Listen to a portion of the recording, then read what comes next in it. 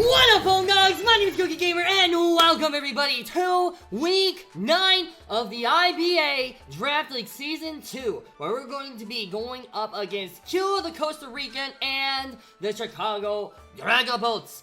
I am very excited about this. I'm very nervous about this, but I think I actually have a decent chance of winning this. Now, unfortunately, even though we have a great differential, we are not, because of our loss last week due to 2 burns, we are not able to make playoffs. It is mathematically impossible for us to make playoffs.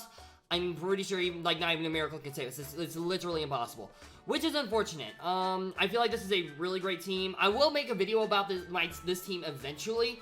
I'll probably make it a whole live stream, actually. That's what I'm thinking about doing, where I make like a kind of like tier lists and like talk about my battles, talk about my Pokemon, talk about all the teams that I've had together, all that kind of fun stuff.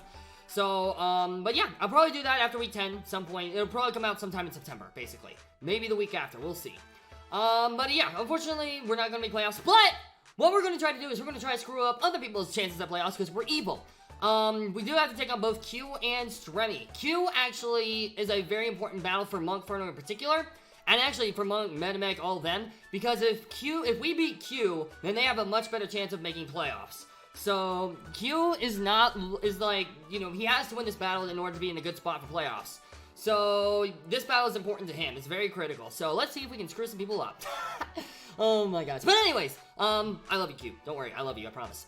So, to start off, as always, our team. Gigantamax, Creamy, Excadrill, Scizor, Zoroark, Gigalith, Sigilyph, Eldegoss, Arcanine, Galarian, Weezing, Vaporeon, and Pangoro. Even though Zoroark got 4 freaking kills last week, which is insane, it is back at a neutral differential. But still, you know what? I'll take it. 6 deaths, 6 kills, I'll take it. It's worth. Right now our killer is Excadrill, and everybody else is either neutral, being all Creamy, Zoroark, or Gigalith, or they have a -1 or lower in differential, which is a #Big Goose. Yeah, so there you go. And on my opponent's side, he has a pretty scary team. I'm not even going to front. He has Gigantamax Inteleon, Kyurem, Talonflame, Rumorigus, Bronzong, Titanol, Raichu, Urshifu Single, Whimsicott, Skuntank, and Excelgor. He has a very, very scary team indeed. It's a team that actually puts in work versus me, but I think I can put in a lot of work versus his team as well. I have a lot of strats in particular for these Mons, and I am really excited about it. So, without any further ado, let's go ahead and jump on over to the team preview. Alright, that should be good. Okay, and I'm doing some live editing here, boys. There we go, that's a bit better. There we go, beautiful, perfect. That's as close to even as I'll get it. Alright, so, first up on the team is a Mon that I feel like has put in a lot of work for me this season. I'm really happy with how I've used this thing. It is a Colotic Vaporeon. This set is meant to be not only a special wall, but also a Talonflame wall, and also an Inteleon wall. Believe it or not. I actually do not know if Snipe Shot goes through Water Absorb, but I know G-Max Hydro Snipe does. However, this set is meant to take it, and is meant to stall the heck out of his Mons. I don't care at this point. I'm playing for a dub. So we got leftovers with the ability Water Absorb, Scald, Wish, Yawn, and Detect. This is a terrifyingly toxic moveset, you could say. I apologize to Q in advance because I think this is going to put in a lot of work. Scald just puts in damage against his team. He does not have very many water resistances. Inteleon just doesn't really take hits that well at all. As a Dynamax it does, but yeah. Raichu could be a big problem, and Whimsicott could be a big problem. Excelgor could even be a big problem if he's packing Energy Ball in that thing. But, still, there you go. Scald just hits everything for the majority really hard. Wish is there, so that way I can either Wish Pass or restore my own health. Yawn is there, so that way I can put things to sleep. I can only put one Mon to sleep at a time, but if I send this thing against the Inteleon and Dynamaxes, I can easily take a hit from that thing and yawn it, stall it out, make sure it is no longer a threat, and then that way one of my other Mons can come in and finish it off. And then Detect is there for basically Protect, because it's a fun Protect. I don't know. Frick me. But yeah, there you go. That's a very annoying Vaporeon set. And now, for a very annoying Eldegoss set. Let's go! We got Gossip the Eldegoss. Oh my gosh, I can already tell Q is going to hate me for this. I apologize in advance. We've got the Weakness Policy this week, actually, believe it or not, with Cotton Down again. Giga Drain, Leaf Storm, Leaf Storm, Light Screen, and Cotton Spore. So this set is another thing that can handle Inteleon. These are my two main answers for Inteleon, which I feel like are a very big threat, considering he, like, freaking 6-0'd, well, he didn't 6-0, he 4-0'd, but he killed every single one of Kyogre's mons with Inteleon. That's scary. I don't like that. So therefore, that's why I have this thing.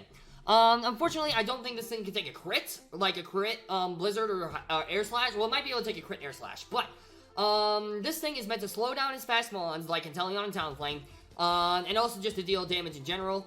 Weakness policy, if he hits me with an Ice type attack, I Giga Drain, and then this thing can late game sweep, depending on if the Talonflame is gone. I don't think he's going to bring Talonflame. He could for the Scizor, but because Radiation's there and completely walls it, part of me would be surprised to see it coming. I'm not even gonna lie. It would be pretty surprising to see it coming, but also I could see it not coming. But yeah, Giga Drain is to restore HP. Leaf Storm is to deal as much damage as possible versus Mons in case I need to sack this thing off. It also almost one-shots the Rimrigus, I'm pretty sure, depending on the set. Light Screen is there so that way, because he has a lot of special attackers, I can set up a special wall. And then Cotton Spore is there to lower Mon's speed even farther, since he has a lot of really fast Mons. I want to be able to get this thing to slow things down, so that way one of my slower Mons can outspeed it and finish things off with some sort of attack.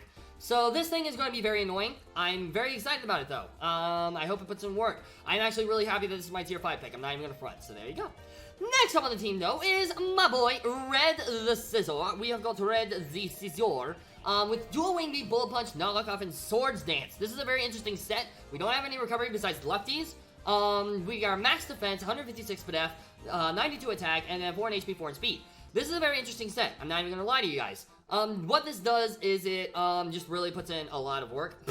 Versus his team. Bullet Punch, once again, just destroys everything. I'm not worried about Bronzong at all because I have Knockoff. If I set up a Swords Dance, I do like 75% to it. If it's holding an item, which is great, and then I can just knock off again and it destroys things. He could run Trick Room, but honestly, I don't see it on his team. The only thing that can really wall this thing really well is Rimrigus, and to get rid of our Technician. That's supposed to be Technician, don't worry, it's Technician, I promise. And possibly Urshifu Single. I'm pretty sure that thing gets Fire Punch, so that's probable. But overall, this thing is going to put in a lot of work versus his team. I'm very excited about it, and this actually will probably, I don't know if this will be my lead, but it's definitely a possibility. It's definitely a possibility to lead.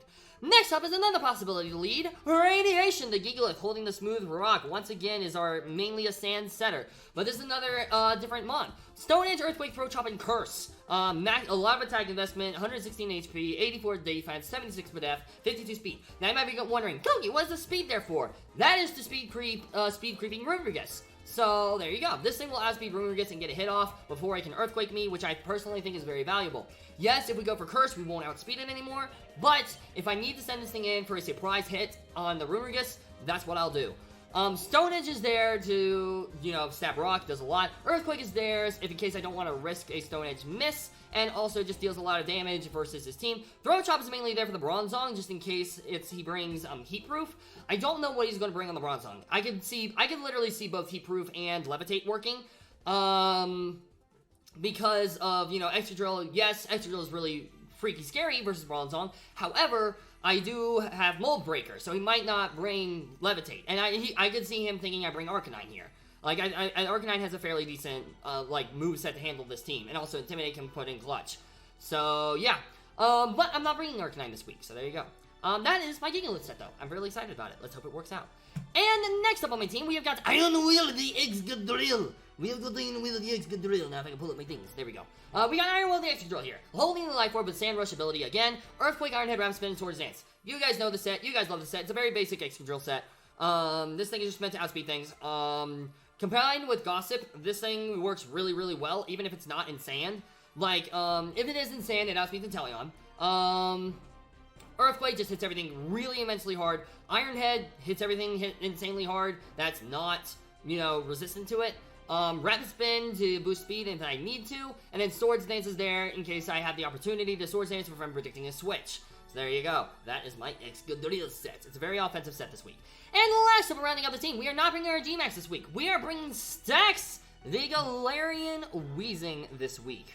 Yeah, we're not bringing my Dynamax. Honestly, I didn't see much point in bringing my Dynamax. Yes, my Dynamax puts some work, because, Grass for Inteleon, Rimrigus, Fairy for Kyurem, Fire for Bronzong, but against, I can see it putting, it actually does put in a lot of work, I'm not gonna lie, but I decided not to bring it this time because I wanted to scare Q, so there you go. We are holding the Black Sludge with the ability Levitate and move Strange Steam, Dark Pulse, Aromatherapy, Defog. This thing is meant to wall, Urshifu single, mainly. This is the main purpose for, this is my main counter to Urshifu single, besides Sand Rush, Excadrill. This thing just puts in a lot of work versus his team. Strange Steam hits Q-Room and Urshifu single super effectively, which is great. Dark Pulse is there for the Bronzong, because nothing else really wants to take a hit from a Strange Steam on Galarian Weezing. Aromatherapy is there just in case you want to try to do, like, spikes on Excelgor, or Toxic on Skuntank, or I should say Toxic Spikes. But even if he does bring spikes, I also have Defog on this thing. So this thing is meant to be a slight Cleric and stuff like that. And yeah. G-Max did definitely put in work here, but I decided I wanted to rock out with this team because I felt like this team rounded out the whole team. I feel like the team worked better like this than if I brought my G-Max. Yes, it hits hard, but once its G-Max is gone, then it's really vulnerable to his team. So, that's why. And also, I don't remember if I did counts, I don't think I did, but, like, it won't one-shot Kyurem. It most likely won't one-shot Bronzong. Why would Urshifu come out on this thing when it's G-Max? You know what I mean? So, I felt like this team just worked a lot better versus him. I can outsell the Inteleon easily with both Aquatic and Gossip, so that's why I'm not bringing my G-Max. There you go. So, that's why, so you don't have to ask me in the comments. Anyways, salt aside, let's go ahead and talk about analytics. Blap! Blap! And we are back, my dudes. We should be good. We should be good. Yes, we are good. Let's see here. I wish there was a way I could check and make sure that, you guys can see the thing. I think you can. Okay, you can see the kills, but not the deaths. Well, we'll live with that. We'll live with it. It's fine. But yeah, anyways, here are the stats updated as of August 23rd, so there you go. Vancouver Corver Knights, after the dub against me last week, she is sitting real pretty at 7-1, so that's really awesome for her. She's literally guaranteed playoffs at this point. Next up is the Minnesota Berserkers, taking over. They are putting in a lot of work right now, 5-3. They have really come back, so GG's to West on that front. Next up is the Halifax Hitmonchan being Stremmy. They overall have done really, really well this season. They are kind of struggling a little bit. They have struggled a little bit recently with some of their losses, but overall, they're still doing really well. Next up is Chicago Dragapults, which we are fighting with 5-3 as well. Next up is the Atlanta Big Teams, who have been bumped down a lot to number 5 from number 3. Next up is the Boston Red Claws, who have been bumped down a lot, which is kind of insane. Next up is the Vegas Corver Knights at 5-3. They're in the same spot as always. Next up is the Hawaiian Kama O's, same situation. Next up is the Miami Heat Trains after a surprise victory versus the Houston Hackers. GG's to my man, Medichams. That is awesome. Let's see. Next up is the Buffalon Sabres, right behind Medichams. And next up is the Houston Hackers, who I just said. Next up is your boy, and then Dashing News and Lansing Leafeon. So, hopefully I don't get last. That would be fun. Crossing fingers, hopefully I don't get last. That would be nice. But, overall, like, looking at this, I'm still happy with how I did differential-wise, because both the Buffalon Sabres and the Houston Hackers have a worse differential than I do. And, I'm only one behind Medichams, and he has 2 more wins than I do. If you ask me, that's pretty cool. So, I've learned a lot from this season. I know I'm kind of ranting a little bit, but just hold on. I've learned a lot this season, and it's been a great learning experience. I'm excited to see what happens in Season 3. Yeah, I've learned a lot, and hopefully I can apply this to Season 3, my knowledge from this. So yeah. Anyways, on the kill leaders, we have got G-Max and Teleon, who are fighting now. After getting 6 kills last week. Only with 4 deaths, differential is 12. That's absolutely insane. Next up is our G-Max Cinderace for the Houston Hackers. 16 kills as well, but a little bit more deaths. Next up is G-Max Gengar at 15 kills and 5 deaths. Next up is G-Max Rillaboom against us. You know, they put it in work. Actually, he didn't even pick up any kills versus us. Now that I think about it, that's kind of nuts. Next up is G-Max Charizard for the Lansing Leafeons. Next up is the Gigantamax Venusaur for the Dashing Dittos. Next up is the Crozma for the Vancouver Corver Knights as well. Next up is Grimmsnarl. G-Max Grimmsnarl for the Atlanta Victinis. Next up is Snorlax for the Minnesota Berserkers. And last up is Lycanroc Dusk for the Halifax Hitmonchan. And in terms of fun facts, there are no fun facts this week. Also, I forgot to scroll down, so there you go. In case you didn't see it before, there you go. There you go. But, yeah, that's pretty much going to do it for the team preview. Now I have to go battle Q, and I'm very nervous about it. So I'm going to go ahead and wrap up here and say thank you guys so much for watching this video. If you guys enjoyed it, be sure to smash that like button and subscribe. Be sure to check out my Twitch as well. I'm doing a lot of fun stuff on there. It's growing really, really fast, and just thank you guys so much. The sleep block was a huge success, so I really do appreciate all the support on that. And yeah, we're going really fast on there. And if you guys want to join, be sure to check it out. My computer made a noise. That's a noofy poopies. Also be sure to check out the Discord server in case you guys want to hear updates on videos, streams, all that fun stuff. So there you go. And yeah, that's pretty much gonna do it. Thank you guys so much for watching, and I will see you later, dudes, in the next video. Peace out, mates!